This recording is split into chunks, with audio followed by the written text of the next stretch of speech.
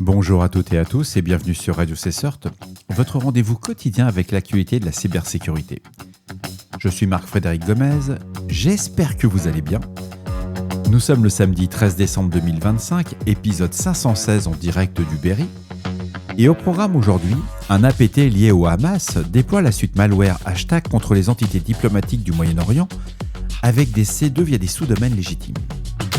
Malwarebytes définit les critères de confidentialité des VPN. Sortie de Kali Linux 2025.4 avec 3 nouveaux outils. La CISA met à jour son catalogue KEV, la CVE 2018-4063, qui permet l'upload non restreint d'exécution de code sur des routeurs industriels.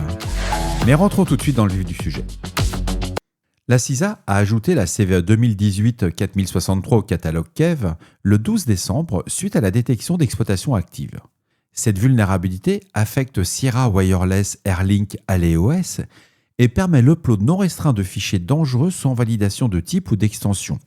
Ça peut conduire à une exécution de code arbitraire sur des routeurs cellulaires déployés dans des flottes de véhicules, infrastructures IoT industrielles et réseaux M2M.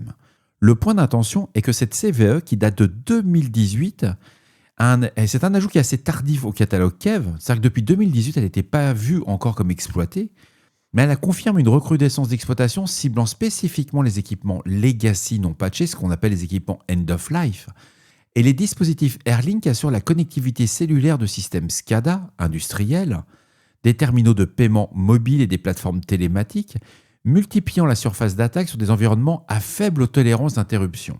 La BOD 2201 impose la correction avant échéance pour les agences fédérales américaines, mais la CISA recommande fortement l'application universelle. Les organisations doivent inventorier immédiatement les équipements Sierra Wireless exposés, vérifier la version du firmware AleOS et appliquer les patchs disponibles ou isoler les dispositifs vulnérables en attendant la fenêtre de maintenance.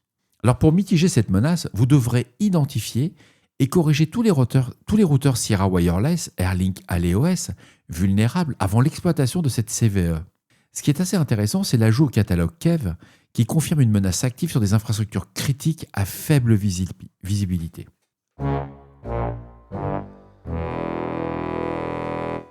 Malwarebytes a publié une analyse technique sur la confidentialité réelle des VPN suite à la hausse mondiale d'utilisation post-règles britannique de vérification de l'âge des utilisateurs. Le document va exposer l'écart massif entre les promesses marketing et implémentation concrète, particulièrement critiques pour les déploiements professionnels protégeant les données sensibles. La propriété complète de l'infrastructure élimine les intermédiaires non contrôlés, contrairement à la location dans le cloud, et les serveurs RAM-only détruisent instantanément toute trace en cas de coupure, ce qui annule tout vecteur de saisie physique. Ce qui est très intéressant dans le document, c'est que le protocole WireGuard réduit drastiquement la surface d'attaque grâce à son code de minimaliste auditable, alors que OpenVPN et IPsec représentent désormais des technologies legacy. La juridiction d'exploitation détermine directement l'exposition aux demandes gouvernementales et aux ordonnances secrètes. Dans le document, ce qu'on peut constater, c'est que le risque majeur, c'est que des organisations utilisent des VPN, mais par leurs employés. Et ce sont des VPN qui vont être des VPN commerciaux non validés par leur DSI et qui vont créer des tunnels chiffrés contournant les contrôles DLP et permettant l'exfiltration de données corporate. Je ne vous parle pas des VPN gratuits qui monétisent systématiquement toutes les données via leur collecte. Donc la recommandation du jour, cher RSSI, vous devez formaliser immédiatement vos politiques d'usage VPN, interdire les solutions non approuvées sur les assets corporate et BOD et privilégier exclusivement les fournisseurs avec un audit régulier, des infrastructures propriétaires et une juridiction compatible RGPD. Lisez l'article, c'est en anglais, mais c'est vraiment au bon niveau. Ça vous permet tout de suite de vous rendre compte que cette surface d'attaque, elle est souvent négligée, peu vue, mais pas mal du tout. Pour une fois, c'est bien fait.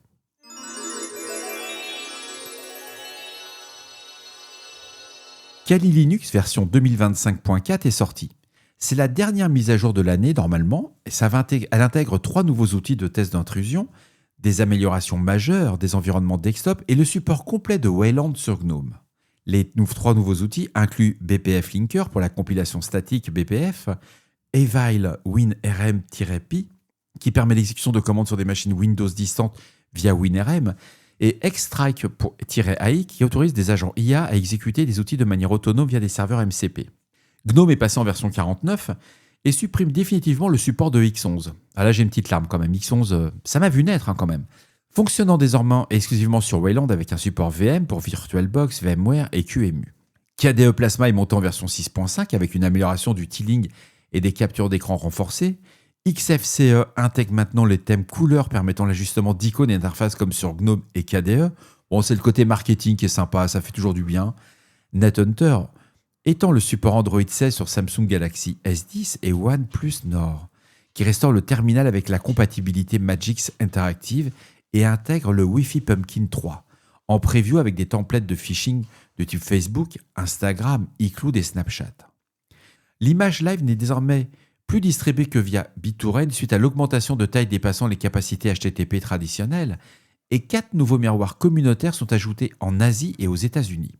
Les équipes de Red Team Pentest doivent planifier la migration depuis des installations existantes via un apt update et full upgrade avant la fin du cycle de support des versions antérieures. Sympa, c'est à tester, on passe pas tout de suite en prod, messieurs. On ne s'excite pas sur le sujet. C'est une belle montée de version. Personnellement, j'apprécie beaucoup cette distribution très orientée, je dirais Red Team, mais aussi Blue Team. Il ne faut pas oublier que pour savoir défendre, il faut savoir attaquer. Pour moi, c'est la base. Mais il y en a trop, quoi. Quand on installe une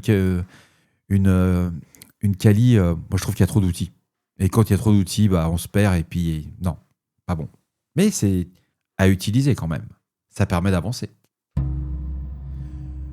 Unit 42 de Palo Alto Networks a publié le 11 décembre une analyse technique détaillée d'HN Lepus, acteur de menaces avancées affilié au Hamas, actif depuis 2018. Ce groupe déploie une nouvelle suite de malware modulaire sur .NET, baptisée Hashtag, ciblant des entités gouvernementales et diplomatiques au Moyen-Orient, avec une expansion géographique confirmée vers Oman et le Maroc. Une chaîne d'infection multi-étapes s'initie via des leurres PDF en langue arabe sur des thématiques géopolitiques palestiniennes. Les victimes téléchargent des archives rares contenant un binaire qui fait faire un sideload sur le loader HN Loader, et ce dernier va récupérer le stage HN Stagger qui va injecter en mémoire la payload filan HN Orchestrator. Alors, ce groupe a abandonné son infrastructure C2 propriétaire au profit de sous-domaines avec des API d'identification sur les domaines légitimes comme api.uflylifefeed.com ou off.onlinefieldtech.com, ce qui permet de masquer le trafic malveillant. L'architecture C2 intègre maintenant du geofencing et des vérifications anti-sandbox avant de délivrer les payloads. Ces modules secondaires sont encodés en base 64 et cachés dans des balises HTML commentées avec de l'encryption, de la ESCTR 256. Et HN Lepus utilise AirClone pour exfiltrer les documents diplomatiques ciblés, marquant sa première utilisation d'outils de transfert légitime. Le groupe est resté actif pendant tout le conflit entre Israël et le Hamas et a continué ses opérations après le cessez-le-feu d'octobre 2025. Les entités gouvernementales et diplomatiques du Moyen-Orient doivent bloquer immédiatement les domaines C2 identifiés, surveiller les site loading DLL suspects via des binaires légitimes et détecter les tâches planifiées nommées Windows Defender Updater ou Windows Service Updater utilisées pour la persistance. Je vous recommande fortement de lire le document.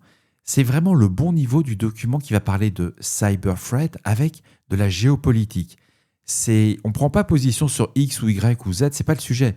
Le sujet, c'est de voir comment on va avoir un espionnage étatique et comment il va être remonté par les équipes de Unit 42. C'est rare de lire un document de ce niveau-là au niveau public. Et voilà, cet épisode se termine. J'espère qu'il vous apportera des informations claires et utiles. D'ici là, on ne réfléchit pas, on patch.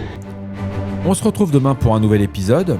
Je vous embrasse très fort et je vous souhaite un excellent week-end et un très bon samedi. Au revoir.